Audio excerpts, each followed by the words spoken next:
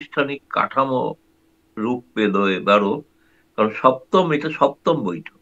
হুম হুম এবারে কলম্বো সিকিউরিটি কনক্লেভটা হচ্ছে সপ্তম বৈঠক। এই বৈঠকে এই প্রথম একজন মহাসচিব নিয়োগ করা হলো, যে মহাসচিব ভারতীয় একজন, ভারত থেকেই নিয়োগ করা হয়েছে, এবং সেটা সর্বসম্মতিক্রমে সকলেই মেনে নিয়েছে। লক্ষণীয় যে এখানে যে দেশগুলি যারা সদস্য, সেই দেশগুলো যদি দেখেন, প্রত্যেকটা ভারত মহাসাগর অঞ্চলের রাষ্ট্রগুলি, বা যাদের ভারত মহাসাগরের অঞ্চল দিয়ে যাদের স্বার্থ জড়িত আছে, সেই সব দেশগুলি, রাষ্ট্রগুলি এর সদস্য। হুম। এবং এর মধ্যে কিন্তু পাকিস্তান বা চীন নেই। পাকিস্তান বা চীন কিন্তু সেটাতে নয়, কেন নেই? এটা নেই কি আর কি। ভারতের ইচ্ছায়? না, ভারতের ইচ্ছা এটা এইভাবে যখন এটা তৈরি হয়েছিল, উদ্যোগ নেওয়া হয়েছিল, প্রথম উদ্যোগ ভারতের থেকেই নেওয়া হয়। যেমন ধরুন একটা বিমস্টেক, একটা গোষ্ঠী গড়ে উঠেছে যেখানে পাকিস্তান নেই, চীন নেই। সেরকম এটা আরেকটি, যেহেতু যখন সার্ক যখন প্রায় ব্যর্থ, কোনো নিয়মিত বৈঠক হচ্ছে না, তখন বিকল্প কি বাকি দেশগুলোর সঙ্গে কিভাবে সম্পর্ক একটা কাঠামোগত রূপ দেওয়া যায়, সেরকম নানাবিধ। কিন্তু সবচেয়ে উল্লেখজনক জিনিস যেটা, এই গোষ্ঠীটা কিন্তু এই প্রথম এই দেশগুলির মধ্যে, রাষ্ট্রগুলির মধ্যে একটা নিরাপত্তা সংক্রান্ত জোট, নিরাপত্তা বিষয়ের জোট। এটা কিন্তু কেবলমাত্র আর্থিক সহযোগিতার জোট নয়, এবং সেখানে হচ্ছে সামুদ্রিক নিরাপত্তা রক্ষা করা, সন্ত্রাসবাদ দমন, তার চরমপন্থাকে কিভাবে রোখা যায় সেটা। এখানে কিন্তু প্রত্যেক রাষ্ট্রই কিন্তু সহমত হয়েছে, হুম কোনো বিরুদ্ধে কোনো মত নেই। এবং 5ই আগস্টের পরবর্তী যে সরকার, সরি, সেই সরকারও কিন্তু এতে সামিল হলেন। এর আগের বৈঠকটা ছিল 2024 সালের অগাস্ট মাসে। হুম সেই বৈঠকে বাংলাদেশ থেকেও যোগ দিতে পারেনি, কারণ স্বাভাবিক, মানে একটা পট পরিবর্তন ঘটছিল। হুম। কিন্তু এরা এবার এই প্রথম যোগ দিলেন। এবং আচ্ছা। সেখানে যেহেতু বাংলাদেশে জাতীয় নিরাপত্তা উপদেষ্টা বলে একটি পদ সৃষ্টি হয়েছে, এবং যেটা তার কাউন্টার পার্ট অজিত ডোভাল ভারতে, হুম অন্যান্য দেশগুলো মরিশাস, শ্রীলঙ্কা, সিসিলস, হুম। তাহলে গত বছর মালয়েশিয়া। মানে 24শে আগস্টে এটি অনুষ্ঠিত হয়েছিল, তখন কেবল নতুন নতুন সরকার মানে সরকার গঠনের পর তো, সরকার গঠনের পরে হয়েছিল হ্যাঁ, কি? সরকার গঠনের মানে 5ই আগস্টের মানে অগাস্ট মাসেই বৈঠকটা ছিল, সেই জন্য অগাস্ট মাসে 24 কেউ আসতে পারেনি আচ্ছা, বাংলাদেশ বাংলাদেশ থেকে। থেকে কেউ আসতে পারেনি। মানে এই আসলে বৈঠকের বিষয়ে আলোচনার চাইতে বেশি আলোচনা হচ্ছে যে একদিন আগেই খলিলুর রহমান, বাংলাদেশের নিরাপত্তা উপদেষ্টা, তিনি চলে গেলেন ভারতে। যাবার কথা ছিল যেদিন, তার থেকে একদিন আগেই, এবং একটা বৈঠক হলো, দ্বিপাক্ষিক বৈঠক অজিত দোভালের সাথে। একদিন আগে কেন গেলেন? কেন, মানে এই বিষয়গুলো তো সফরসূচি থাকে এরকম ব্যক্তিদের চলাফেরায়। তো সেই সফরসূচির বাইরে একদিন আগে কেন তিনি গেলেন? তারপরে হুট করে কি করে বৈঠকটা হলো? বৈঠকেরও তো একটা সফরসূচি থাকে। কেন হলো? তারপরে আসি বৈঠকের বিষয়বস্তুতে। প্রথম কথা হচ্ছে, যদি এটা ভালো করে দেখেন তাহলে দেখবেন যে উনি কিন্তু দিল্লি রওনা হওয়ার আগে ভারতের হাই কমিশনার হুম ঢাকায় প্রণয় ভার্মা হুম তার বাড়িতে গিয়ে দেখা করেছে। হুম হাই কমিশনার না, বাড়িতে গিয়ে দেখা করেছে। এবং বাড়িতে গিয়ে দেখা করে সেখানে তখন থেকেই আমাদের একটা স্বাভাবিক, আমরা ধরেই নিয়েছিলাম যেহেতু হাই কমিশনারের সাথে কথা বলছেন, তার মানে নিশ্চয়ই একটা বায়োল্যাটারাল হওয়ার সম্ভাবনা আছে। এবং তিনি যে, তার যে সফরসূচি, যেটা সরকারি সফরের যে বিজ্ঞপ্তি, সেটা হুম আমি দেখেছি, যেটা আমার হাতে আছে। তাতে কিন্তু সত্যি সত্যি বায়োল্যাটারাল কথা লেখা ছিল না। হুম তাতে লেখা ছিল 19-20 এই দুদিনের বৈঠকে তিনি উপস্থিত থাকবেন। এবং আপনাদের ওখানকার নিয়ম অনুসারে নাকি এরকম লেখা হয়ে থাকে সরকারি নির্দেশে, যে ওই বৈঠকের বাইরে আর কোনো বৈঠকে আর বাড়তি সময় তারা কেউ থাকবেন না, তারা চলে আসবেন। তো তিনি যে এসেছিলেন প্রথম দিন, তিনি একদিন আগে সন্ধ্যেবেলায় পৌঁছেছিলেন, পৌঁছে তিনি নির্ধারিত, আমি শুনেছি সে হোটেলে থাকেননি, তিনি হাই কমিশনের রিয়াজ হামিদুল্লাহর বাড়িতেই ছিলেন দুদিন। তো সেখানেই স্বাভাবিকভাবে হয়তো, যেহেতু এই এজেন্ডাটা কি হবে আলোচনার, যেটা একটা ঘোষণাপত্র জারি হবে, সেটার ব্যাপারে ঐক্যমত্য হওয়া বা আলোচনা করাটা জরুরি ছিল, হয়তো সেই কারণেই ছিলেন হয়তো। কিন্তু তার পরের দিন, অর্থাৎ যেদিন তার সকালে বৈঠক হয়, অর্থাৎ আমি বলছি 19 তারিখে, হুম তিনি 18 তারিখে এসেছিলেন, এবং 19 তারিখে সকালে তিনি প্রধানমন্ত্রী, মানে আমাদের যেটা সাউথ ব্লকের দপ্তর, সেখানে যেটা এনএস এর অফিস, সেখানে সেখানে তার সঙ্গে বৈঠক হয় আহ, এই খলিলুর রহমানের সঙ্গে অজিত ডোভালের। অজিত দোভালের অফিসে গিয়ে তারপরে বৈঠকটি হয়। হ্যাঁ, অফিসে আচ্ছা। গিয়ে বৈঠকটি হয় এবং সেই অফিসের বৈঠকের পরে কিন্তু সারাদিন সেখানে আর তিনি অন্য কোথায় গিয়েছিলেন আমরা জানি না, কিন্তু শুনেছি আরো তিনি কোথাও সাক্ষাৎ যেতে পারেন, সেটা পরিষ্কার নয়, কারণ আমি কোনো না জেনে মন্তব্য করব না। অনেকে মানে অনেক কিছু আরো কোথাও বলেছেন। বলতে মানে স্পষ্ট না করেন, কিন্তু আরো আর কোথাও বলতে। কোথাও আর কোথাও বলতে তো শোনা যায় যে দিল্লির মার্কিন দূতাবাসের সঙ্গে তার কোনো বৈঠক হয়েছে, কিন্তু আমি এবারে কোনো কনফার্মেশন, আচ্ছা, আচ্ছা, সেজন্য আমি দিল্লিতে। এটা শুনেছি বলে বলছি, কিন্তু কোনো আমি গুজব ছড়াতে চাই না। না। ফলে তিনি যদি বলেন তো ভালো, তারা সরকারি ভাবে যদি জানান তাহলে ঠিক আছে। এরকম একটা শোনা গিয়েছে, সেই জন্যই বলছি, শোনা কথাটাই শোনার বিষয়ই বললাম, কিন্তু আমি কোনো কনফার্ম করছি না যেটা আসলে হয়েছে। সেরকম ভাবে তারপরে তো কথা বলতে হচ্ছে, সন্ধ্যেবেলায় কারণ বিষয়বস্তু সম্পর্কে কেউই আসলে ঠিক বলছে না। সেই বিষয়বস্তু হ্যাঁ, সম্পর্কে হ্যাঁ, হ্যাঁ। যাই, তবে আবেদনটা কার ছিল দেখা করার জন্য অজিত দোভালের সাথে? সেটা কি বাংলাদেশের পক্ষ থেকে, মানে কে অ্যাপ্রোচটা করেছিলেন? না, অবশ্যই ভারতের তরফ থেকে আগ্রহ ছিল। অজিত ডোভাল তাকে তো আমন্ত্রণ হুম, জানিয়েছে। হুম। কিন্তু এই তো যে দ্বিপাক্ষিক আমন্ত্রণ বৈঠকটা জানানোর পর অনানুষ্ঠানিক। তিনি দ্বিপাক্ষিক বৈঠক যে হবে তা নাহলে তিনি প্রণয় ভর্মার সঙ্গে দেখা করলেন না। না, এটা কি আমার যেটা মনে হয়েছে, এটা কে আগে ডেকেছেন, কে কথা বললেন হুম, সেটা হুম। বড় কথা নয়, বড় কথা হচ্ছে উভয়ের আগ্রহ ছিল। এই কারণেই আচ্ছা। যে বাংলাদেশে যে এখন যে নির্বাচনোত্তর একটা পরিস্থিতি তৈরি হয়েছে, শেখ হাসিনার একটা বিচার হয়েছে, বিচারে একটা শাস্তি হয়েছে, ফাঁসির সাজা হয়েছে, ফলে সেই বিষয়গুলো সম্পর্কে স্পষ্টভাবে ভারতকে বলা দরকার ছিল। তার সম্পর্কে বাংলাদেশ সরকার বর্তমানে কি ভাবছে। আর ভারতের তরফ থেকেও একটা আগ্রহ ছিল যে নির্বাচনটা কেমন হবে, কি ধরনের হওয়া উচিত, বা শেখ হাসিনা সম্পর্কে ভারত কি সিদ্ধান্ত নেবে। আওয়ামী লীগের যে বহু নেতা দিল্লিতে রয়েছেন, অন্য ভারতে রয়েছেন, তাদের সম্পর্কে বা কি সিদ্ধান্ত হবে। হুম। ফলে আমার মনে হয় এটা উভয়েরই আগ্রহ ছিল, আচ্ছা। কোনো মানে একতরফা এতদিন নয়। ধরে জানছিলাম যে নির্বাচিত সরকার আসার আগে, আপনিও আমার আগের অনুষ্ঠানেও বলছিলেন যে তাদের সাথে এই মানে কোনো যোগাযোগ বা লেনদেন, আ সেটি খুব একটা গুরুত্ব দেয় না ভারত, বা হবে না সেটি। এখন আসলে শেখ হাসিনার বিচার এবং সামনে নির্বাচনকে ঘিরে সেই আগ্রহটা ভারতের পক্ষেও তৈরি হয়েছে। অবশ্যই এর আগে আরেকজন উপদেষ্টা এসেছিলেন, জ্বালানি উপদেষ্টা, হুম, এবং এই ইউনিয়নের দ্বিতীয় মানে সর্বোচ্চ পর্যায়ের একজন মানে আহ কর্মকর্তা বলতে পারেন বাংলাদেশের।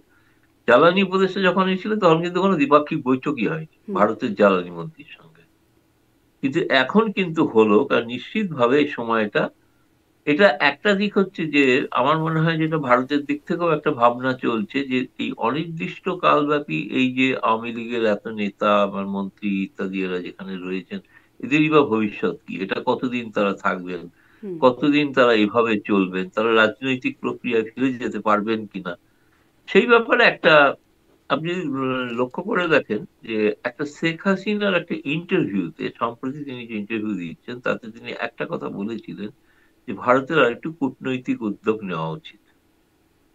তিনি কিন্তু বলেননি যে বাংলাদেশের বর্তমান সরকারের বিরুদ্ধে সামরিক অভিযান করা উচিত, তিনি বলেছেন কূটনৈতিক উদ্যোগ নেওয়া উচিত। তা সেই উদ্যোগটার পরে আমরা দেখলাম যে নিশ্চিতভাবে ভারত সরকার একটা কূটনৈতিক উদ্যোগ বাংলাদেশের সঙ্গে যোগাযোগ করে এবং সর্বোচ্চ পর্যায়ে, হুম। যেটা হচ্ছে ধরুন তাহলে কি শেখ সেখানকার তো হাসিনার সেই আহ্বানে বা শেখ হাসিনার সেই বার্তাতেই সাড়া দিল ভারত? এটা দেখুন, এগুলো হচ্ছে কিন্তু মানে কানেক্টিং দ্য ডটস। হুম, এখন শেখ হাসিনা বলেছেন বলে ভারত করেছে এটা বললে আমার মনে হয় আমি জানি না, সেরকম কিছু বলা যায় না, কিন্তু আমি বলছি যে নিশ্চয়ই শেখ হাসিনা ভারতে যখন আছেন তখন তার সঙ্গে নিয়মিত জি। ভারত সরকারের কথা হচ্ছে, আচ্ছা। নিয়মিতই কথা হচ্ছে, যেগুলো হয়তো আমরা হয়তো জানতে পারছি না, হুম। গণমাধ্যম হয়তো জানতে পারছে না, জি। কিন্তু আচ্ছা, কথা তো আপনি তা খুবই হচ্ছেই। গুরুত্বপূর্ণ প্রশ্ন তুলেছেন যে কতদিন থাকবেন, বা আওয়ামী লীগের নেতারা একদম শীর্ষ পর্যায় থেকে শুরু করে অনেক নেতৃত্ব পর্যায়ের লোকজন আছেন, কতদিন থাকবেন, তাদের ভবিষ্যৎ কী হবে, সেটি নিয়ে কথা বলি। তার আগে একটু সেই মিলিয়ন ডলার প্রশ্ন, কি কথা তাহার সাথে, এই প্রসঙ্গটিতে আসি। কারণ বাংলাদেশের পক্ষ থেকে বলা হচ্ছে, প্রেস একটা হাই কমিশন বিজ্ঞপ্তি দিয়ে জানিয়েছে যে গুরুত্বপূর্ণ বিষয় আলোচনা হয়েছে দু দেশের মধ্যে, কিন্তু কি গুরুত্বপূর্ণ বিষয় সেটি যেমন বাংলাদেশ বলে নাই, ভারতের পক্ষ থেকেও কিছু জানিয়েছে বলে আমি জানি না। আপনি কি বলতে পারেন মানে গুরুত্বপূর্ণ কি কি বিষয় আসলে আসলো আলোচনায়? দেখুন, গুরুত্বপূর্ণ বিষয় বলতে বাংলাদেশের পক্ষ থেকে যেটা অবশ্যই বলা হয়েছে যে তারা শেখ হাসিনার যে বিচার হয়েছে ফলে স্বাভাবিকভাবে তাকে বিচারের আওতায় আনার জন্য তারা সেই দাবি, এবং ভারত সরকার এবং বাংলাদেশ সরকার আনুষ্ঠানিকভাবে একটা হুম, তাদের দাবিপত্র পেশ করতে চলেছেন। হুম, সে ব্যাপারে ভারত সরকারের মনোভাব জানা। দ্বিতীয়ত হচ্ছে যে তাদের এই যে তারা মনে করছেন যে কথাগুলো প্রায় আমরা শুনি বাংলাদেশে, যে শেখ হাসিনা ভারতে থেকে যে ক্রমাগত বাংলাদেশের সরকার বিরোধী কথাবার্তা বলছেন, হুম, মিডিয়ায় কথা বলছেন, সেই ব্যাপারে তাদের কোনো আপত্তি ইত্যাদি হুম, থাকতে পারে। এবং আর অন্য বিষয় হচ্ছে তারা হয়তো একটা নির্বাচনী রোড ম্যাপ কি হতে পারে, কিভাবে হবে, সেগুলো তারা তাদের দিক থেকে বলতে পারেন। ভারতের দিক থেকে অবশ্যই বলার থাকবে যে ইনক্লুসিভ আওয়ামী লীগ নির্বাচনে অংশগ্রহণ করবে, এবং সেই রকম একটা পরিবেশ গড়ে তোলা যায় কি যায় না, সেটা ভারতের, সেগুলোই গুরুত্বপূর্ণ বিষয়। জি। আচ্ছা, তার মানে বাংলাদেশের পক্ষ থেকে কি, কি বলা হতে পারে সেই একটা ধারণা দিলেন, আর ভারত ইনক্লুসিভ ইলেকশনের ব্যাপারে। যে বিষয়গুলো বাংলাদেশের পক্ষ থেকে আপনি বলছিলেন যে শেখ হাসিনাকে ফেরত চায়, সে বিষয়ে কি মনোভাব সেটি জানতে চায়। কি মনোভাব আসলে ভারতের? কারণ রায়ের পরে আমরা ভারতের দেখেছি একটা মনোভাব, প্রতিক্রিয়া এসেছে ভারতের কাছ থেকে, কিন্তু সেটি আসলে খুব স্পষ্ট না। মানে না না, পাঠাতে সেটি চায় নাকি চায় না, এই রায়কে পছন্দ করছে নাকি করছে না, কিছুই আসলে সেটাতে খুব বিষয়টি না, নেই। সেটা একটু না। মনোভাবটা কি একটু আপনি যদি জানাতে পারেন। মনোভাব হচ্ছে এইটাই যে ভারত সরকার মনে করে যে যেভাবে রায় হয়েছে সেই রায়টা প্রকৃত বিচার হয়নি। বিচার সম্পর্কে ভারত সরকারের স্পষ্ট এ ব্যাপারে আপত্তি আছে, যে পদ্ধতিতে বিচার হুম, হয়েছে ন্যায় বিচার হয়নি, ফলে ওই রায়কে তারা মানছেন না। যেমন অনেকেই মানছেন না, অনেকেই প্রশ্ন তুলেছে, পশ্চিমা সংবাদ মাধ্যমও প্রশ্ন তুলেছে। সেটা একটা। দ্বিতীয়ত যেটা, সেটা হচ্ছে যে ফেরত দেওয়ার প্রশ্নে তো ভারতের বন্দি প্রত্যর্পণ চুক্তি অনুসারে ফেরত দেওয়ার প্রশ্নটা উঠতে পারে। যেহেতু ফাঁসির আদেশ হয়ে গিয়েছে, তার মানে মৃত্যু দেওয়া হবে তাকে, ফাঁসিতে নিয়ে যাওয়া হবে, এরকম কোন বিষয় হলে বন্দি প্রত্যর্পণ চুক্তি অনুসারে তাকে ফেরত দেওয়া যায় না, না, তিনি তো অ্যাপিল করতে ফেরত পারেন, দেওয়া এখনো তো হবে না। অ্যাপিল বাকি আছে। তাকে যদি ফেরত দেওয়া হয় না তিনি না তো অ্যাপিল করতে পারেন। না, সে তো আমি বলছি যে হুম, এখনো তো বাংলাদেশ সরকার বলেছেন তারা চাইবেন, তারা একটা চিঠি পাঠাচ্ছেন, চিঠিটা এখনো পৌঁছয়নি। চিঠিটা এলে তার একটা প্রত্যুত্তর। এর আগে যেটা তারা দিয়েছিলেন সেটা হচ্ছে একটা নোট ভার্বালে, মানে একজন জুনিয়র অফিসার সাইন করলে যেটা পাঠায় সেটাকে নোট ভার্বাল। নোট ভার্বালের অর্থ হচ্ছে সরকারের আগ্রহ, যে আগ্রহটা জানিয়েছিল। কিন্তু এখন যদি আনুষ্ঠানিক ভাবে ফেরত চাওয়ার যে প্রশ্নটা, সেই চিঠিটা দেবেন বলেছে আমি দেখলাম বাংলাদেশের গণমাধ্যমে। কিছু উপদেষ্টা প্রকাশ্যে বলেছেন হুম। চিঠি তৈরি হচ্ছে, যাবে। চিঠি যখন তৈরি হবে নিশ্চয়ই তার উত্তর হয়তো একটা যাবে।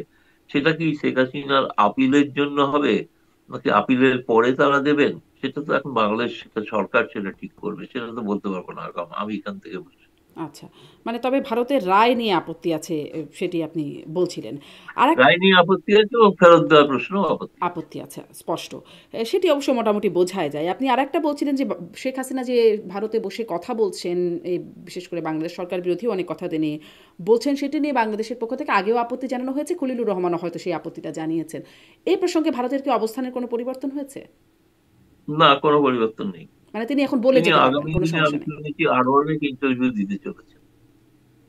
আরও অনেক ইন্টারভিউ দিতে চলেছেন। আচ্ছা, নির্বাচনী রোড ম্যাপ, এবং ভারতের পক্ষ থেকেও ভারত বলছে যে আওয়ামী লীগকে যেন অংশগ্রহণ করানো যায়। মানে কেন আওয়ামী লীগকে অংশগ্রহণ, মানে অন্যান্য নির্বাচনগুলো, এইটা নিয়ে আপনার সাথে আগেও কথা হয়েছে। আগের নির্বাচনগুলোতেও তো মানে অন্য দলগুলো যারা নির্বাচনে অংশগ্রহণ করছিল তখন ভারতের পক্ষ থেকে কিছু যে বলা হয়েছে তা না, আমরা দেখেছি বিএনপির প্রতিনিধি দল ভারতে গিয়ে তখনও সাক্ষাৎ করেছে বিভিন্ন সময় নির্বাচনের আগে আগে, কিন্তু ভারতের পক্ষ থেকে আসে নাই। এখন আসলে আওয়ামী লীগকে নির্বাচনে অংশগ্রহণ করানোর ব্যাপারে ভারত এত যে আগ্রহ দেখাচ্ছে, সেটি কি খুব মানে ফেয়ার দেখা যাচ্ছে?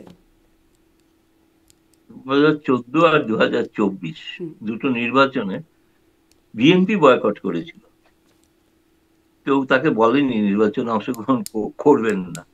এবং নির্বাচনে সেই বয়কট 14টাতে আমি অন্তত জানি যে 14তে ভারত সরকার স্পেসিফিক্যালি বিএনপি এবং জামায়াত দুজনকেই আবেদন করেছিল আপনারা ভোটে দাঁড়ান। তারা জানিয়েছিল এখানে ভোট সেইভাবে হয় না, ভারতে যেভাবে হয় সেভাবে হয় না, কিন্তু দাঁড়ানোটা অর্থহীন। কিন্তু 18তে তারা দাঁড়িয়েছিলেন। 18তে তারা সেই ফল, তাদের পক্ষে কিছু যায়নি, এবং সেই নির্বাচন নিয়ে বহুবিধ প্রশ্ন আছে, এটা ঘটনা। হুম, কিন্তু 2018-র আগে তারা দিল্লি এসেছিলেন, হুম, এসে তারা দেখা করেছিলেন এবং ভারত সরকারের নানা জায়গায় কথা বলে তারা সিদ্ধান্ত নিয়ে তারা কিন্তু ভোটে দাঁড়াবেন, এবং তারা দাঁড়িয়েছিলেন। 24-এ তারাই আবার বয়কট করেছেন। আওয়ামী লীগ তো নির্বাচন বয়কট করার কথা বলছে না। আওয়ামী লীগ তো বলছে আমরা বয়কট করতে চাই না, কারণ তারা বলছেন, শেখ হাসিনা যেটা বলেছেন ইন্টারভিউতে, সেটা হচ্ছে বয়কটের অর্থে হলে দেখা যায় যে বহু মানুষ নির্বাচনে অংশগ্রহণ করেন না, হুম। সুতরাং বয়কটটা কোনো জবাব নয়। আওয়ামী লীগ তবে অংশগ্রহণ তার করতে আগে চায়। কিন্তু শেখ হাসিনা থেকে শুরু করে মোহাম্মদ আরাফাত, সাবেক তথ্য প্রতিমন্ত্রী, তারা বলেছেন যে এই সরকারের অধীনে, অর্থাৎ ডক্টর ইউনূস সরকারের অধীনে কোনো নির্বাচনে আওয়ামী লীগ অংশগ্রহণ করবে না। হ্যাঁ, সেটা তো আমিও শুনেছি, হুম, কিন্তু আওয়ামী লীগ চায় নির্বাচনে অংশগ্রহণ করতে, এটা ঘটনা। এখন তিনি তো বলেছেন, অন্তত আমাকে ইন্টারভিউতে তিনি বলেছেন বাংলা আওয়ামী লীগ নির্বাচনে অংশগ্রহণ করতে চায়। আমার তো ইন্টারভিউর হেডলাইনই তাই ছিল। হুম, হুম, জি। আম, সেক্ষেত্রে এখন মানে আপনার কি মনে হলো শেখ হাসিনার সাথে কথা বলে এবং সার্বিক যোগাযোগ বা যা বার্তা না, পাচ্ছেন?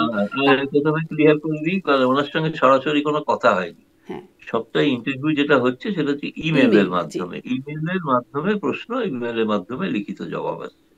মানে শারীরিক বা মানে মৌখিক সামনাসামনি কোনো কথা হচ্ছে না, বা টেলিফোনেও কথা হচ্ছে না। হুম, হুম। আচ্ছা, আচ্ছা, আসি নির্বাচন প্রসঙ্গে, হয়তো আরেকটু আসবো বা কথাবার্তা প্রসঙ্গে আসবো। তার আগে, এই বৈঠকের আগে মাসখানেক আগে সম্ভবত সেনা প্রধানেরও যাবার কথা ছিল ভারতে, কিন্তু বাংলাদেশের সেনাপ্রধান সেই মুহূর্তে, মানে সেই সফরটি বাতিল হয়েছে। সেটি কেন বাতিল হয়েছিল, সেটি কি মানে ভারতের পক্ষ থেকে কোনো আছে যে কেন বাতিল না, হয়েছিল? তার পরিবর্তে অন্য কেউ এসেছিলেন, লেফটেন্যান্ট জেনারেল দুজন এসেছিলেন। হুম, তারা সেটা ছিল যে জাতিসংঘের শান্তি মিশনের যতগুলি দেশ, তাদের একটা সম্মেলনের আয়োজন করা হয়েছিল।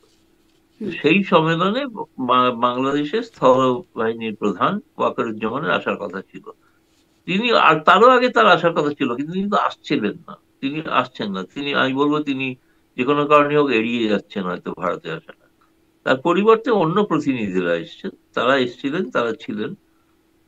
তাদের সঙ্গে কথাবার্তা যা হওয়ার হয়েছে সেটা মূলত কোনো, যেহেতু লেফটেন্যান্ট জেনারেল, সরাসরি স্থলবাহিনীর প্রধানের সঙ্গে কোনো কথা হয়নি, হয়তো তার অধস্তন কারোর সঙ্গে দ্বিপাক্ষিক কথা হয়ে থাকতে পারে। হুম। কিন্তু ওয়াকারুজ্জামান কেন আসেননি সে জবাব তো জি, জি, ওয়াকারুজ্জামান নিশ্চয়ই। দেবেন, মানে তার আপনাদের পক্ষ হয়তো থেকে আমি কোনো জবাব ধারণা দিতে আছে কিনা পারি। সেজন্য জানতে চাইছিলাম। আর এই বৈঠকটাতে ভারতের পক্ষ থেকেও মানে প্রকাশ কেন করা হচ্ছে না? একরকম গোপনীয়তা রাখা হচ্ছে। সবাই ধারণা করছেন। এটা কেন হচ্ছে সেটা কি বলতে পারেন?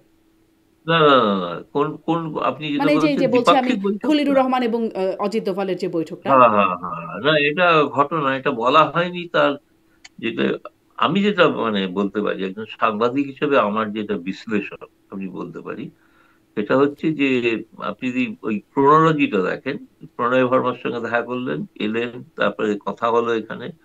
কথা হওয়ার পর আমরা যেটা জানি, মানে অসমর্থিত সূত্রে, হুম, সেটা হচ্ছে যে ভারত থেকে কিছু কিছু তথ্য দেওয়া হয়েছে। যে তথ্যটা হচ্ছে যে বাংলাদেশে বেশ কিছু জঙ্গি সংগঠনের উত্থান ঘটেছে। হুম, তো সেই সম্পর্কে একটা তথ্য দেওয়া হয়েছিল, এবং একই সঙ্গে নির্বাচনের প্রসঙ্গটাও বলা হয়েছিল। কিন্তু সেটাতে পরের দিন আপনি যদি খলিলুর রহমানের ভাষণ শোনেন, সেই ভাষণে উনি যেটা বলেছেন, এক, যে বাংলাদেশের জমিতে থেকে কোনো ভারত বিরোধী কোনো বা কোনো সন্ত্রাসবাদী সংগঠনকে প্রশ্রয় দেওয়া হয় না, ফলে সেটা তিনি অস্বীকার করেছেন। দ্বিতীয়ত হচ্ছে যে তিনি বলেছেন এটাও যে বাংলাদেশ একটা সার্বভৌম রাষ্ট্র, সেখানে তারা চায় না যে অন্য কোনো দেশ তাতে হস্তক্ষেপ করুক। অর্থাৎ আমি মনে করছি এটা, যে বাংলাদেশ কিভাবে নির্বাচন করবে না করবে সেটা বাংলাদেশ ঠিক করবে, হুম, সেটা বাইরে থেকে চাপিয়ে দেওয়া উচিত নয়। আর এই যে একটা ঐক্যমত যে হয়নি, মানে দুটি দেশের মধ্যে, ওই কলম্বো সিকিউরিটি ডায়ালগের ঐক্যমত আছে, কিন্তু দ্বিপাক্ষিক বিষয়ে যে ঐক্যমত হয়নি, যে কারণে বাংলাদেশের পক্ষ থেকে একটা বিবৃতি দিয়ে জানিয়ে দেওয়া হয়েছে যে কি কি সাবজেক্টে আলোচনা, যে কি মানে গুরুত্বপূর্ণ গুরুত্বপূর্ণ, আপনি বিষয়, যেটা বর্ণনা গুরুত্বপূর্ণ করলেন। মানে বিষয়বস্তু যেটা কি জানছি না। হ্যাঁ। ইংরেজিতে লেখা ছিল কি আর কি, KEY কি, হুম, হুম, এবং তাতে লেখা ছিল যে তিনি অজিত ডোভালকে আমন্ত্রণ জানিয়েছেন। যে কোনো দ্বিপাক্ষিক বৈঠকে এটা এটা শিষ্টাচার, আমন্ত্রণ জানানোই হয়। কিন্তু অজিত ডোভাল গ্রহণ করেছেন কিনা সেটা কোনো বিবৃতি দেয়নি। বিবৃতি দিলে তাকে বলতে হতো যে তিনি গ্রহণ করেছেন আমন্ত্রণটা, হুম। কিন্তু আমি ধরে নিচ্ছি আমন্ত্রণ গ্রহণ করেননি। এবং আচ্ছা। কোনো মানে ঐক্যমত্য হয় বলে ডক্টর তিনি খলিলুর চাননি। রহমানের আপনার বাংলাদেশ সফরের ভারতের দিক আমন্ত্রণ গ্রহণ থেকে, করেননি মানে অজিত দোভাল, তাই? না, আমার মনে হয় সেটা হলে তিনি জানাতেন গ্রহণ করেছেন। সাধারণত হয়তো এটা বলা হয় যে, অথবা কি বলা হয়ে থাকে এই ধরনের কূটনৈতিক শিষ্টাচারে, যে তিনি একটা অনুরোধ পেয়েছেন, এবং যথাসময়ে যথা উপযুক্ত সময়ে যে কূটনৈতিক চ্যানেলের মাধ্যমে সফরসূচি তৈরি হবে, এটা সাধারণত বলা হয়ে থাকে। তো এক্ষেত্রে তিনি বলেনি, কারণ আমার মনে হয় তিনি চাননি যে তিক্ততা বাড়ুক। মানে দ্বিমত হয়েছে, মত পার্থক্য আছে, কিন্তু সেটা যাতে তিক্ততার পর্যায়ে না যায়, কারণ ভারত যদি একটা বিবৃতি দিত, সেই বিবৃতিটা পরিষ্কার ওই বিবৃতিকে খণ্ডন করে একটা বিবৃতি দিতে হতো। মানে ওনার যে ভাষণ, পরের দিনের যে ভাষণ বা ভারত যে বলেছে সেগুলো বলতে হতো। ভারত চায়নি যে সম্পর্কটাকে এখনই একটু তিক্ততার পর্যায়ে নিয়ে যাওয়া। সৌজন্যতার এখনো দেখানো হয়েছে এবং সেই কারণে তারা চায় ভবিষ্যতে নিশ্চয়ই। আমি যেটা শুনেছি, খলিলুর রহমান শুনেছেন সবটাই ভারতের কথা। তিনি জানিয়েছেন তিনি বাংলায় ফিরে গিয়ে বিষয়টা উচ্চ পর্যায়ে সকলের সঙ্গে এবং বিশেষ করে প্রধান উপদেষ্টার সঙ্গে আলোচনা করে তিনি তার সিদ্ধান্ত জানাবেন আবার ভারতকে। এই যে ঐক্যমত যে হলো না বা দ্বিমত রয়ে গেল, তা এর কি কোনো প্রতিক্রিয়া আছে ভারতের পক্ষ থেকে? না, আমি তো বললাম যে মানে ভারত এটা তো আপনি চাইছিলেন বলছেন বিবৃতি তিক্ততা দেয় দিয়ে। নাই, কিন্তু ধরেন কার্যক্রম কোনো রকম না, আর অ্যাকশন। না, এটা একটা আমাদের এখানে একটা সিস্টেম আছে, সেইটা বাংলাদেশে নেই। কারণ বাংলাদেশ সম্পর্কে আমি দেখেছি বাংলাদেশের অনেক সম্পাদক ইত্যাদি তারা জানতে চান, আচ্ছা এই বিষয়ে ভারতের কেন কোনো মন্তব্য নেই, কেন তারা কিছু বলছেন না।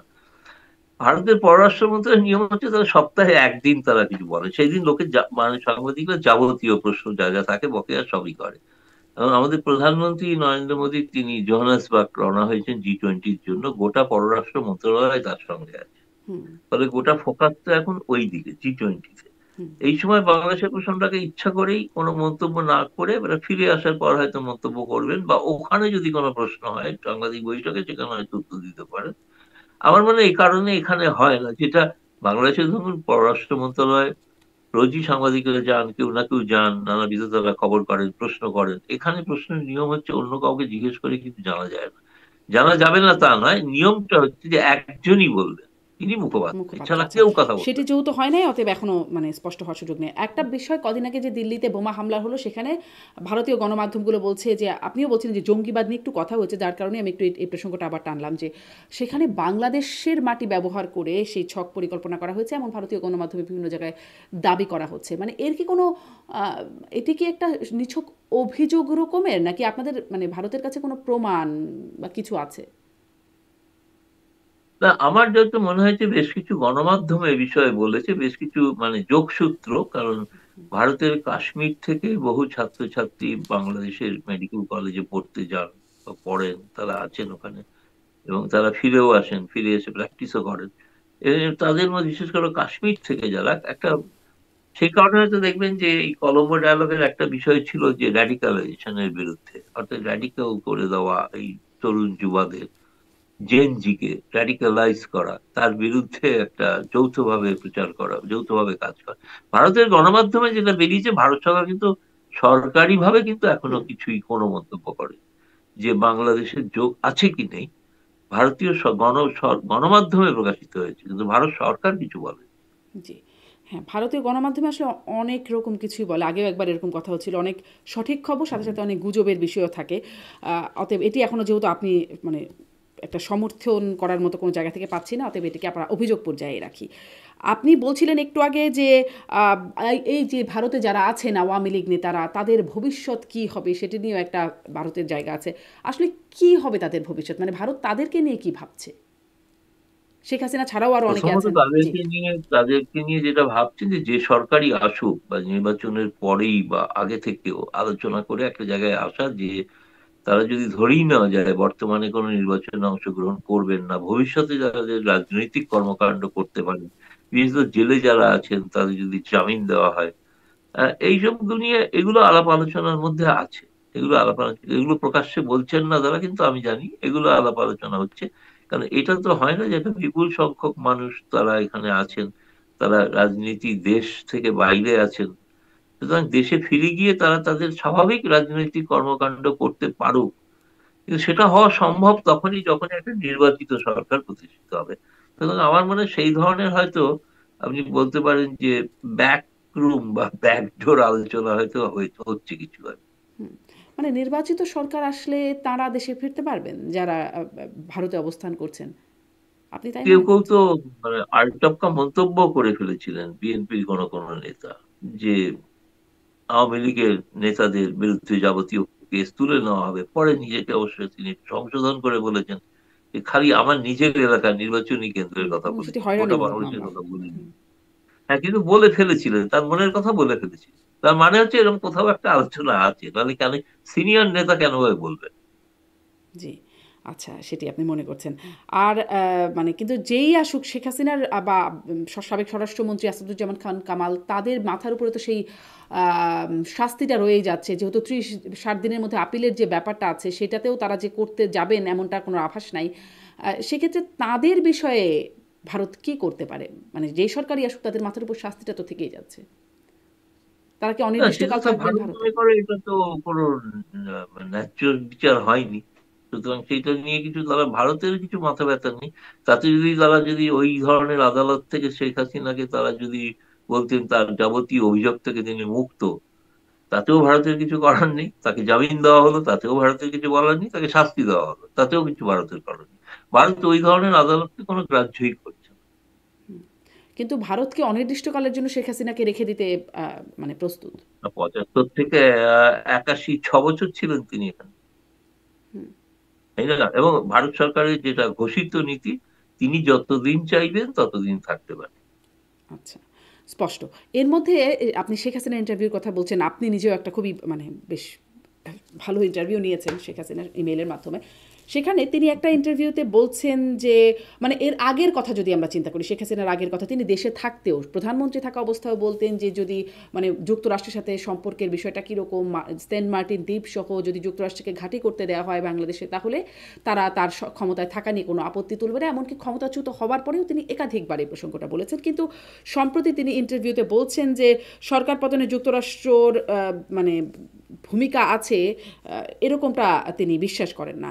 এইরকম অবস্থানের পরিবর্তন কেন হলো সেটি বুঝতে পারছেন? মানে অবস্থানের আসলে পরিবর্তন বলেই কিছু, মনে করেন কিনা? জি। না, আমার মনে হয় সুচিন্তিত ভাবে এটা একটা সিদ্ধান্ত নিয়েছেন। এটা একটা স্ট্র্যাটেজি। স্ট্র্যাটেজি এই কারণে আমি বলছি, এই মুহূর্তে যাবতীয় তার আক্রমণের বর্ষামুখ হলো ইউনূসের দিকে। তিনি চান না যে আর একটা ফ্রন্ট খোলা হোক। এটা আমি যা বুঝি, কেউ আমাকে তো বলেনি, এটা আমার বিশ্লেষণ। তিনি চাননি যে এই মুহূর্তে আমেরিকাকে, মানে বা যুক্তরাষ্ট্রকে বা যুক্তরাজ্যকে, কাউকে পশ্চিমা শক্তিকে, কাউকে যদি দোষী সাব্যস্ত করতে হয় তাহলে ইউনূস তার সঙ্গে সঙ্গে তারাও তার আক্রমণের লক্ষ্য। অর্থাৎ প্রথমে সোজা কথা হচ্ছে একজনকে নিয়ে আগে তার চিন্তা করা, তার সেই অনুযায়ী রণনীতি তৈরি করা, কেন বাকিদের তিনি, তারা কেউ তাকে সহায়তা করবেন, সাহায্য করবেন, এরকম কোনো কথা নাই। কিন্তু সেই দিক থেকে অন্তত আমি বলছি, মানে এটা একটা রাজনৈতিক কৌশল বলে আমার ধারণা। হুম।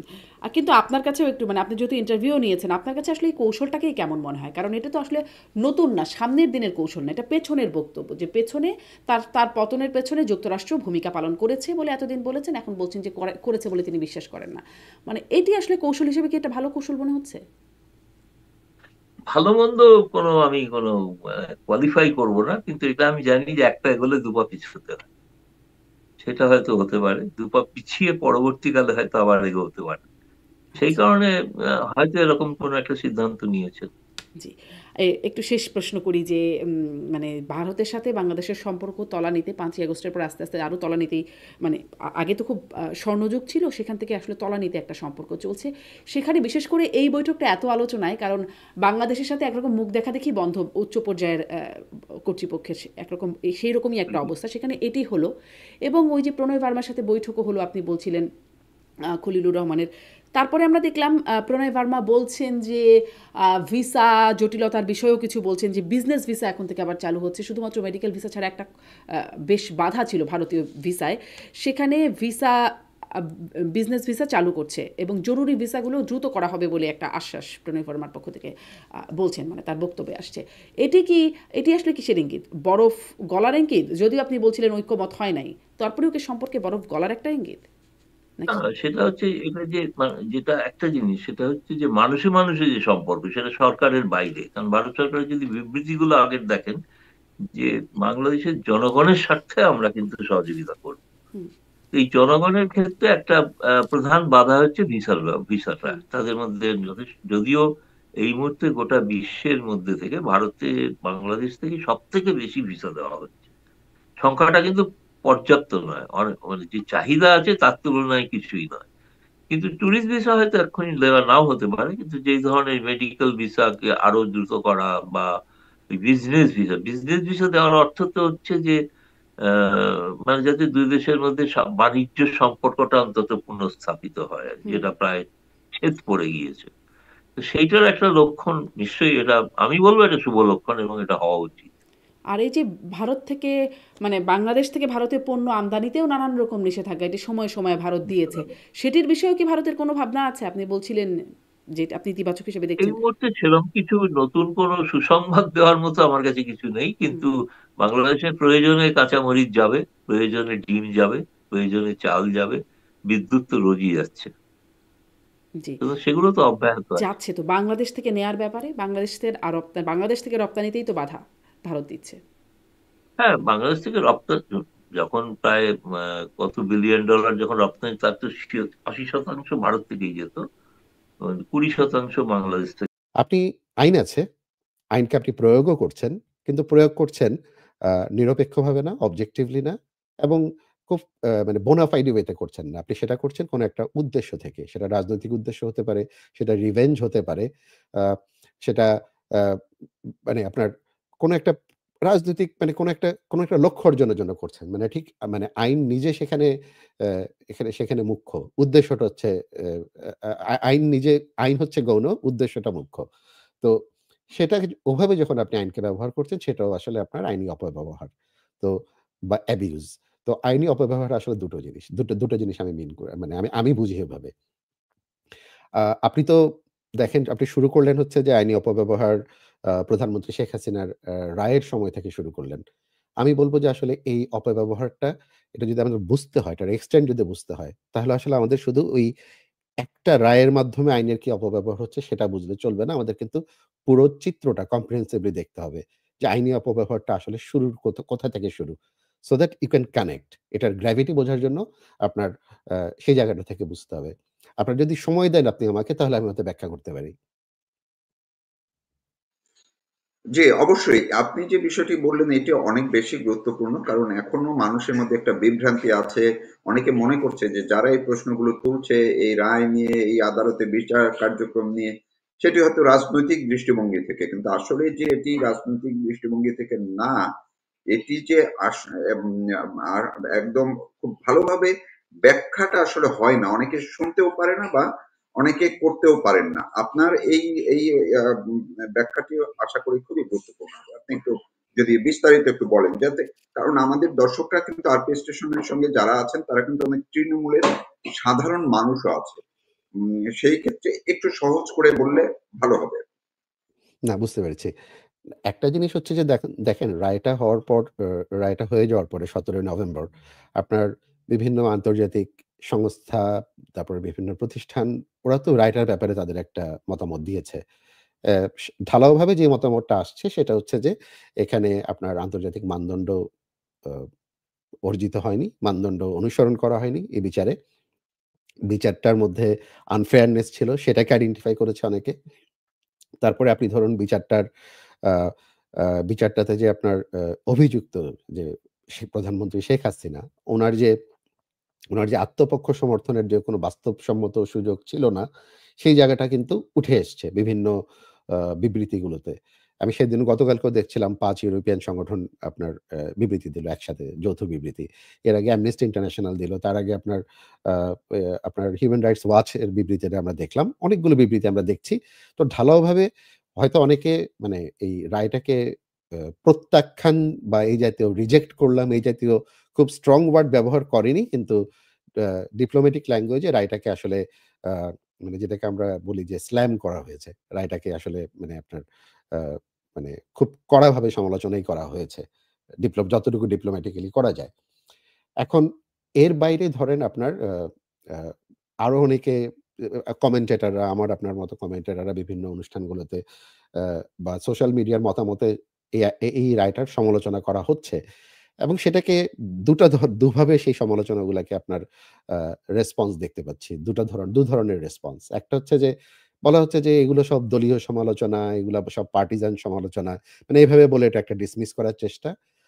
আরেকটা সমালোচনা আপনি দেখবেন যে বলার চেষ্টা করে এ যে যারাই এখন রায়টার সমালোচনা করছে তাদের হাতে রক্ত লেগে আছে। এই জাতীয় খুব ইমোশনাল কথাবার্তা, এক ধরনের ইমোশনাল ব্ল্যাকমেইলিং এর কথাবার্তা। যে আপনারা কিভাবে এই রায়ের সমালোচনা করেন? জুলাইয়ের যেরকম আপনার কি পাখির মতো মানুষ মরেছে, এই সেই এগুলো বলে টলে। তো কেন এটার সমালোচনা করা হচ্ছে, অ্যা আ সেটাকেও মানে যারা সমালোচনা করছে তাদের গায়েও এক ধরনের আপনি একটা লেবেল চড়িয়ে দেওয়া, তাদেরকে এক ধরনের ইমোশনাল ব্ল্যাকমেইল করার চেষ্টা। এখন এই ব্ল্যাকমেইলটা যারা করছেন এখানে ২ ধরনের মানুষ আছে। এক ধরনের মানুষ হচ্ছে খুব মতলববাজ মানুষ। তারা জানে, হ্যাঁ? তারা খুব ভালো করেই জানে যে সমালোচনাগুলো খুব ভ্যালিড। কিন্তু তারপরেও তারা তাদের একটা পিআর পারপাস এর জায়গা থেকে একটা আ প্রোপাগান্ডার জায়গা থেকে তারা এ মানে মানে বৈধ সমালোচনা, লেজিটিমেট সমালোচনাগুলাকে তারা এক ধরনের প্রশ্নবিদ্ধ করে। আরেকটা অংশ আছে যারা কিন্তু আপনার তারা সত্যি, সত্যিই ভাবে যে জুলাইয়ের সম্পর্কে তারা যা শুনেছে, যা দেখছে বা যে ইউনূস সরকার যা প্রচার করছে একপেশেভাবে, তারা সেটাকেই মানে একেবারে পূর্ণ সত্য হিসাবে ধরে নিচ্ছে। এবং ধরে নিয়ে তারা মানে এক ধরনের সিদ্ধান্তে পৌঁছে গেছে যে জুলাইয়ে যা হয়েছে তারা ভাবছেন যে তারা এটা বুঝে গেছেন পুরা বিষয়টা। এবং এখানে আর কিছু বোঝার বিষয় নেই। এবং সুতরাং আ যারাই জুলাই নিয়ে কোন প্রশ্ন করবে, জুলাইয়ের মৃত্যু নিয়ে, জুলাইয়ের বিচার নিয়ে, তারা বুঝি সবাই নিশ্চয়ই আওয়ামী দালাল বা ফ্যাসিবাদের দালাল, এই জাতীয় কিছু টার্ম ব্যবহার করা এগুলা করা হচ্ছে। তো এই কারণে আমি শুরু করতে চাই এই যে আইনি অপব্যবহারটা আসলে শুরু হয়েছে কোত্থেকে? ঠিক আছে? দেখেন জুলাই মাসে যা ঘটেছে এটা কিন্তু খুব সাদা-কালো ও ঘটনা না। ঠিক আছে? জুলাই মাসে আমরা দেখেছি একটা শান্তিপূর্ণ, খুবই শান্তিপূর্ণ একটা আন্দোলন চলছে। সে আন্দোলনের বিষয়বস্তুর সাথে আমি নিজে এগ্রি করি না। কিন্তু আন্দোলনের করার অধিকারটার সাথে আমি 100% এগ্রি করি। যে যেকোনো এটা গণতান্ত্রিক অধিকার। যেকোনো মানুষ সেটা যেকোনো বিষয়ে আন্দোলন করতে পারেন, দাবি জানাতে পারেন। এবং সেটা ছিল শান্তিপূর্ণ একটা আন্দোলন। সেই আন্দোলনটা আমরা দেখলাম শান্তিপূর্ণ আন্দোলন কিভাবে খুব দ্রুত সেটার আ চরিত্র পরিবর্তন হয়ে গেল। এটা হয়ে গেল সহিংস, এটা হয়ে গেল সন্ত্রাসবাদী। এবং হঠাৎ আমরা দেখলাম মানে প্রচুর মানুষ হতাহত হচ্ছে। এখন একটা দেশে যখন আপনার এই ধরনের একটা পরিস্থিতি তৈরি হয়, ঠিক আছে? তখন কিন্তু যেকোনো সরকার, সেটা বাংলাদেশ সরকার না, যেকোনো সরকারের দায়িত্ব থাকে আপনার জনগণের অ্যা উম মানে নিরাপত্তা, রাষ্ট্রের নিরাপত্তা, তারপরে সম্পদের নিরাপত্তা, সরকারি সম্পদের নিরাপত্তা, এই বিষয়গুলোকে আপনার নিশ্চিত করা এটা যেকোনো সরকারের দায়িত্ব, শুধু বাংলাদেশ সরকারের না। এবং এই দায়িত্ব পালনের জন্য তাদের কিন্তু তখন কিছু আ রেস্ট্রিকটিভ বা আ আপনার কন্ট্রোল করার কিছু মানে পদক্ষেপ নিতে হয়। এবং সেটা যদি না নেয় সেটা কিন্তু সেই সরকারের ব্যর্থতা বলব আমরা বা দায়িত্ব অবহেলা বলব। এখন আ সেই ন্যায়সঙ্গত রেস্ট্রিকশন আরোপ করতে যেয়ে যে একটা জিনিস সহিংস হয়ে যাচ্ছে, খুব ডেঞ্জারাস হয়ে যাচ্ছে, ওই সিচুয়েশনটাকে নিয়ন্ত্রণ করতে যেয়ে এখন সেখানে একটা প্রশ্ন থাকে।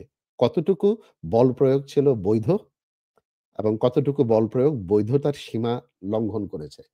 যে ধরেন রাষ্ট্রের যে নীতি নির্ধারকরা তারা আসলে কি নির্দেশ দিয়েছেন?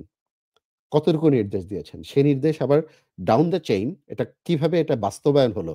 যে এ মানে কাউকে কি বলা হয়েছিল? নির্দেশ কি এরকম ছিল যে আপনি আ নিরস্ত্র মানুষকে দেখলেই গুলি করবেন? এরকম কোন নির্দেশ ছিল? ওটার কিন্তু কোন আলামত নেই। বরং উল্টা আমরা দেখলাম যে এটা উল্টোটা ছিল। যে আপনি হ্যাঁ, মানে এক ধরনের স্টার্ন অ্যাকশন নেওয়ার ব্যাপার ছিল যে গ্রেফতার করা, এটাকে ওদের বিরুদ্ধে আইনানুগ ব্যবস্থা নেওয়া, মামলা দেওয়া এই জিনিসগুলো ছিল। হ্যাঁ? আইডেন্টিফাই করা ড্রোনের মাধ্যমে এই জিনিসগুলো ছিল। ক্রাউড কন্ট্রোল এর স্টেপ গুলা ছিল। আপনার সাউন্ড গ্রেনেড এর মাধ্যমে এগুলো ছিল। এবং কিন্তু আমরা কিছু ক্ষেত্রে দেখেছি সেই এক্সেসিভ ফোর্স ও এপ্লাই হতে। আমরা অনেক ফুটেজ দেখেছি যেখানে দেখা যাচ্ছে যে পুলিশ কিছু জায়গায় নিরস্ত্র মানুষকেও মারছে। হ্যাঁ? এখন ফুটেজ গুলো অবশ্যই সেটা নিয়ে প্রশ্ন উঠতে পারে যে সেগুলো আসলে কি মানে কমপ্লিট ফুটেজ কিনা। ঠিক আছে? সেটা হচ্ছে ভিন্ন বিতর্ক। কারণ আ আপনি অনেকগুলো ফুটেজই ছিল আপনার কনটেক্সট বিহীন। তো এরকম একটা সিচুয়েশন এ আইন আমি প্রয়োগ একটু আপনাকে ইন্টারাপ্ট করছি। একটু মাঝখানে যেহেতু প্রসঙ্গটা হয়তো আমি আবার ভুলে যাব। আপনার আলোচনার মধ্য দিয়ে আমার কানে লাগলো। সেটি হচ্ছে আপনি বললেন যে পুলিশ যখন একটি সরকারের বিরুদ্ধে আন্দোলন হয়, তখন সেই দেশে আইনশৃঙ্খলা রক্ষাকারী বাহিনী এবং বা পুলিশ তারা অ্যাকশনে যেতে বাধ্য হয় পরিস্থিতি কন্ট্রোল এটা করার এটা জন্য। তাদের দায়িত্ব। দায়িত্বের মধ্যে পড়ে এটা। দায়িত্বের মধ্যে পড়ে।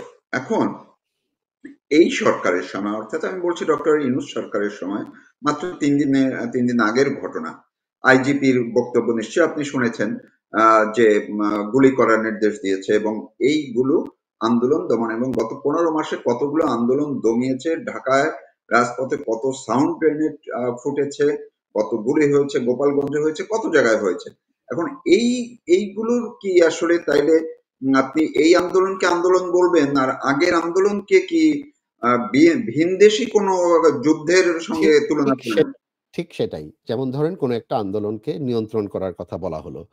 কোনো একটা জায়গায় বল প্রয়োগের নির্দেশ দেওয়া হলো। কোনো জায়গায় হয়তো এমনকি লিথাল ওয়েপন ও ব্যবহার করার কথা বলা হলো। মানে অন ইটস ওন এগুলা কিন্তু অপরাধ না। এটা বলাটা। তাহলে সেটা যদি আপনার জুলাই মাসেরটা যদি অপরাধ হয়ে থাকে যেভাবে এখনকার ট্রাইব্যুনাল দেখানোর চেষ্টা করছে, তাহলে এখনকার আইজিপির নির্দেশ অনুযায়ী তো আপনার আইজিপি সহ আপনার ডক্টর ইউনূসেরও এখন আন্তর্জাতিক অপরাধ ট্রাইব্যুনালে বিচার হওয়া উচিত। তাই না? তো বাট বাই themselves এগুলো অপরাধ না। প্রশ্নটা আসে আপনার এখানে আপনার সীমা লঙ্ঘন করা হচ্ছে কিনা, ক্ষমতার অপব্যবহার করা হচ্ছে না করা হচ্ছে কিনা। আপনার যেই পেরিফেরি একটা তো সব বল প্রয়োগেরও তো একটা সীমা টেনে দেওয়া থাকে। সেটার যেখানে অপ্রয়োজনীয়ভাবে সেটার ব্যবহার হচ্ছে কিনা। এই জায়গাটাতে আইনের অপব্যবহার হচ্ছে কিনা সেটা হচ্ছে ইস্যু। তো এই অপব্যবহার শুরু হয়েছে সেই জুলাই মাস থেকে গত বছরের। ঠিক আছে? এবং আ বরং আমরা কি দেখেছি? এখন আপনি যদি সরকার যদি বলেও থাকে ফর আর্গুমেন্টস সেক যে প্রয়োজনে মানে খুব কঠোর ব্যবস্থা নিতে। আমরা পাশাপাশি আবার কি দেখলাম? আপনার যেমন যখন আবু সাঈদ যখন মারা গেল, সে সে জামাত শিবির করত এটা এখনো স্পষ্ট। কিন্তু সেটা তো ইস্যু না। জামাত শিবির করলেই তো তাকে মারা যাবে না এভাবে। ইন্টারেস্টিং হচ্ছে আপনি দেখবেন আবু সাঈদ মারা যাওয়ার ২৪ ঘন্টার মাথায়, একদিনের মাথায় তার কিন্তু দ্রুত গতিতে পোস্টমর্টেম হয়ে গেল। ওখানে কিন্তু কোন ধামাচাপা দেওয়ার চেষ্টা নেই। মানে পুলিশকে বাঁচানোর চেষ্টা নেই। হ্যাঁ? আপনি দেখেন মানে আপনার এটার সাথে দেশের কমান্ডে যারা আছে, সরকার প্রধান, তারপরে মন্ত্রীরা বা পুলিশের পুরা হায়ারার্কি তারা কিন্তু এই হত্যাকাণ্ডের দায় নেয়নি। তারা কিন্তু সাথে অ্যা একদম যথানিয়মে আপনার যা হওয়ার কথা, সেই আইনকে তার নিজের গতিতে যেতে দিল। পোস্টমর্টেম হয়ে গেল একদিনের মাথায়।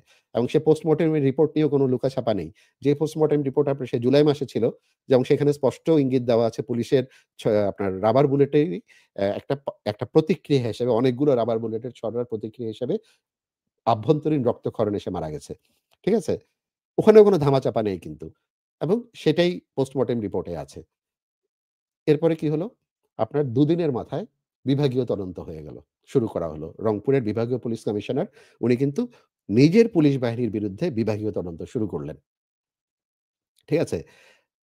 এবং ৫ দিনের মাথায় উনি রিপোর্ট দিলেন মিডিয়ার সামনে। সেটা আপনি ওই সময়কার পত্রপত্রিকায় পাবেন। ৫ দিনের সময় অ্যা অ্যা ও ১ম এই তদন্ত শুরু করার সময়ই কিন্তু আপনার তদন্তে যেন সেই পুলিশরা হস্তক্ষেপ না করতে পারে। সাথেই কিন্তু যারা জড়িত ছিল ওইখানে ও ও ওই ঘটনাস্থলে, তাদের মধ্যে আপনার ৩ জনকে আমি যতটুকু মনে পড়ে, ৩ জনকে সাথে কিন্তু অ্যারেস্ট করে ফেলা হয়। গ্রেফতার করা হয়। তারপর ৫ দিনের মাথায় একটা অন্তর্বর্তীকালীন একটা রিপোর্ট দেন বিভাগীয় পুলিশ কমিশনার। উনার নামটাই মনে করতে পারছি না। আ উনি তখন বলেন, স্পষ্টভাবেই বলেন যে, "আলামত পেয়েছি আমাদের প্রাথমিক বিভাগীয় তদন্তে যে, আবু সাঈদের হত্যাকাণ্ডে পুলিশ বাহিনীর কিছু সদস্য জড়িত। আমরা কয়েকজনকে অ্যারেস্ট করেছি এবং বাকিদের বিরুদ্ধে ব্যবস্থা নেওয়ার জন্য আমরা আরো গভীর তদন্তে যাচ্ছি।" আপনি খেয়াল করেন, এটা কি ধামাচাপা দেওয়ার লক্ষণ? এই হত্যাকাণ্ডের সাথে আপনি দেশের প্রধানমন্ত্রী বা আপনি মন্ত্রীবর্গকে কিভাবে জড়াবেন? কে দায়িত্ব নিয়েছে? কেউ তো দায় নেয়নি। কেউ তো এখান থেকে কাউকে বাঁচানোর চেষ্টা করেনি। এরপরে কি হলো? আমরা দেখলাম এরপরে তো ১৮ পরে ১৯ তারিখের পর থেকে দেশে প্রচন্ড সহিংসতা শুরু হয়ে গেল। একেবারে সন্ত্রাসী কায়দায়। আপনার আ জেল ভাঙা হচ্ছে, থানা লুট করা হচ্ছে। তারপরে স্নাইপারের গুলিতে মানুষ মারা যাচ্ছে। মানে যেই স্নাইপারদেরকে চেনা যাচ্ছে না। ছোট শিশুরা বাড়ির ছাদে উঠেছে, ওই সময় তাদের মাথায় এসে গুলি লাগছে। মাথায় এসে গুলি তো আপনার র‍্যান্ডম গুলি লাগে না। এটা স্নাইপার পিন পয়েন্টেড শট এ মানুষ মারা যায় ওভাবে। হ্যাঁ? মানে হঠাৎ দুর্ঘটনাবশত এভাবে কেউ মারা যায় না। যখন কারো মাথায় গুলি লাগে। যখন দেখবেন যে আপনি ১০ জন মারা যাচ্ছে, ১০ জনই দেখা যাচ্ছে মাথায় গুলি লেগে মারা যাচ্ছে। তার মানে এটা স্নাইপিং শট। এটাতে কিভাবে আপনি একটা সরকার কিভাবে দায়ী হয়? সরকারের লাভ কি? বাচ্চাদেরকে মেরে। ছাদের উপরে ৬ বছরের একটা মেয়েকে মেরে তার লাভ কি? এটাতে আন্দোলন দমন হয় নাকি আপনার কারো উপর দোষ চাপানো যায়। কিছুই তো হয় না। বরং তাদের নিজেদের গায়ে দোষ চাপে। ব্যর্থ আইন-শৃঙ্খলা পরিস্থিতি, শান্তি রক্ষায় ব্যর্থতা। সরকারের নিজের গায়ে এসে পড়ে। তাই না? এসে পড়ে এই জিনিসগুলা। এরপরে কি হলো? এই যখন পরিস্থিতি তখন এমনকি গত সরকার আ আ তখন আপনার জুডিশিয়াল ইনকোয়ারি বিচার বিভাগীয় তদন্ত লঞ্চ করলেন। ঠিক আছে? সেই বিচার বিভাগীয় তদন্ত ১ম এ ১ সদস্য বিশিষ্ট তদন্ত ছিল। পরে দেখা গেল যে আপনার আ মানে তদন্তের মানে পেরিফেরি এত বেশি, মানে এত ওয়াইড, তখন সেই তদন্তের টার্মস অফ রেফারেন্স বাড়িয়ে সেটা ৩ সদস্য বিশিষ্ট বিচার বিভাগীয় তদন্ত শুরু করা হলো। বিচার বিভাগীয় তদন্ত যাতে এখানে আর কোনো কেউ ইনফ্লুয়েন্স না করতে পারে তদন্তের স্বাধীনতা রক্ষার্থে। বিচার বিভাগীয় তদন্তের গুরুত্বটা সেখানে। না হলে তো থানায় তো অলরেডি মামলা হয়ে গেছে প্রত্যেকটা হত্যাকাণ্ডের, প্রত্যেকটা ঘটনার, ইনসিডেন্টের। তার উপরেও বিচার বিভাগীয় তদন্তটা লঞ্চ করা হলো। সাথে আবার কি করা হলো? আন্তর্জাতিক সহায়তা চাওয়া হলো, বিদেশি এক্সপার্টদেরকে আহ্বান করা হলো। সাহায্য চাইলো। বাংলাদেশ গভর্নমেন্ট আন্তর্জাতিকভাবে আবেদন জানালো, আমাদের সাহায্য করুন। ফরেনসিক এক্সপার্ট পাঠান। আ আ বিভিন্ন ফিল্ডের এক্সপার্টদেরকে পাঠান যাতে আমরা উদ্ঘাটন করতে পারি এবং এটার we can get to the bottom of it. এটা কিন্তু চাওয়া হয়েছে। এগুলো কিন্তু হচ্ছে সেই জুলাই মাসে। আপনি দেখেন, এগুলো কি কোনটা ধামাচাপা দেওয়ার লক্ষণ? জুলাই মাসে আমি যদি ধরি, আমি মানে বিভিন্ন রকমের সংখ্যা তো আছে। কেউ বলে ১৪০০, কেউ বলে ২০০০, কেউ বলে ১৪,০০০, কেউ বলে ৫০০, কেউ বলে ৬০০। আমি অত সংখ্যার এতে গেলাম না। ধরে নিলাম যে আমরা ধরেন ১,০০০ ধরে নিলাম। ঠিক আছে? ১,০০০ মানুষও যদি মারা যায়, এরা তো স্ট্যাটিস্টিক্স না। এরা তো কিছু শুধু সংখ্যা না, এগুলো তো মানুষ। এবং এদের প্রত্যেকের তো প্রতিটা মৃত্যুর, মানে প্রতিটা আহত হওয়া, গুরুতর আহত ঘটনার তো সঠিক তদন্ত হওয়াটা দরকার ছিল। যে আসলে কে দায়ী? ঠিক আছে? কোনটাতে আসলেই পুলিশ বাহিনী মানে একেবারে অ্যা সঠিক পদক্ষেপ নিতে গিয়ে কাউকে আহত বা নিহত করেছে। কোনটাতে পুলিশ বাহিনী এ এর তাদের সীমা অতিক্রম করেছে, তাদের অথরিটির সীমা। অ্যা কোনখানে আপনার দেখা গেল যে আসলে পুলিশ বাহিনীও না, সরকারি দলের কোন ক্যাডারও না। ওখানে দেখা যাচ্ছে যে অন্য কোন সন্ত্রাসী এলিমেন্ট আপনার এই আন্দোলনের সুবিধা নিতে ভিতরে এসে মানুষকে মারছে। এগুলোর তো প্রত্যেকটা তদন্ত হওয়ার কথা ছিল।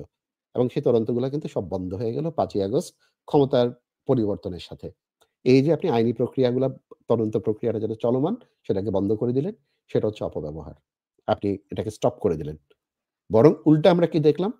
উল্টো দেখলাম অ্যা ডক্টর ইউনূসের অন্তর্বর্তীকালীন সরকার ১ম যে কয়টা সিদ্ধান্ত নিলেন, তার মধ্যে প্রায়োরিটি সিদ্ধান্ত একটা ছিল যে জুলাই মাসের আন্দোলনকারীদের পক্ষে, মোট কথা গত সরকারের মানে গত সরকারের মানে আন্দোলনকারীদের পক্ষে যত ধরনের সহিংসতা হয়েছে, তাদের ভিতরে ঢুকে অন্য কেউ করেছে কিনা, সবাইকে একদম ঢালাওভাবে একটা ব্ল্যাঙ্কেট ইনডেমনিটি দেওয়া হলো।